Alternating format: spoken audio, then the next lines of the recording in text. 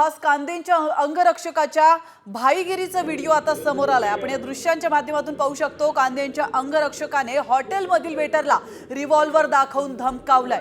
विशाल झगडे असं या अंगरक्षकाचं नाव आहे। हॉटेलमध्ये वेटरला याने रिव्हॉल्वर दाखवली आहे। नाशिक रोड इथल्या हॉटेल रामकृष्ण मध्ये हा सगळा प्रकार घडलेला आहे। विशाल झगडे हा हॉटेलमध्ये 2 साथीदारांसह जेवायला गेला होता आणि त्याने हॉटेलमधील वेटर सिरॉन शेख याला बोलावलं। त्यावेळी बोलताना संशयित झगडेने वेटरला शिवीगाळ केल्याचं देखील या ठिकाणी पाहायला मिळतंय। त्यावरून वेटर बोलला असता संशयित झगडेनं त्याच्याकडील शासकीय रिव्हॉल्वर काढून वेटर शेख याच्यावर ताणली आणि शिवीगाळ करत त्याला धमकावलं देखील। हा सगळा प्रकार सीसीटीव्ही कॅमेऱ्यात चित्रित झालाय। तर याविषयी अधिक माहिती देण्यासाठी आपले प्रतिनिधी अभिजित सोनवणे आपल्यासोबत जोडले गेलेले आहेत। अभिजित, अतिशय धक्कादायक प्रकार हा नाशिकमध्ये घडलेला आहे आणि महत्त्वाचं म्हणजे हा रिव्हॉल्वर ताणणारा व्यक्ती सुहास कांदे, आमदार सुहास कांदे यांचा अंगरक्षक असल्याचं बोललं जात आहे। काय अधिक माहिती?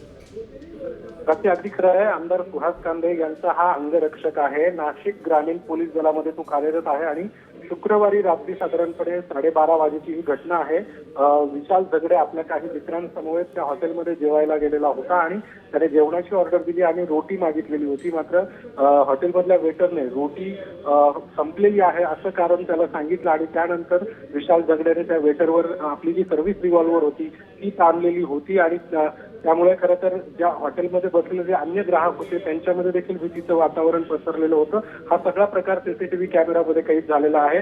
नाशिक रोड पोलीस ठाण्यामध्ये आता विशाल झगडे याच्या विरोधामध्ये गुन्हा दाखल झालेला आहे। त्याचं सर्व्हिस रिव्हॉल्वर देखील आता पोलिसांनी जप्त केलेला आहे आणि त्याच्यावर निलंबनाच्या कारवाईची देखील आता प्रोसिजर जी आहे ती पोलिसांकडून सुरू करण्यात आलेली आहे। आणि एकूणच आपण जर बघितलं तर अशा पद्धतीने पोलिसांच्या या भाईगिरीमुळे खरं तर नाशिकमध्ये खळबळ उडालेली आहे।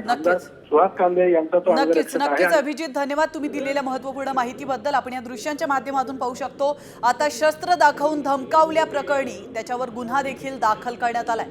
तसंच रिव्हॉल्वर पोलिसांनी जमा केली।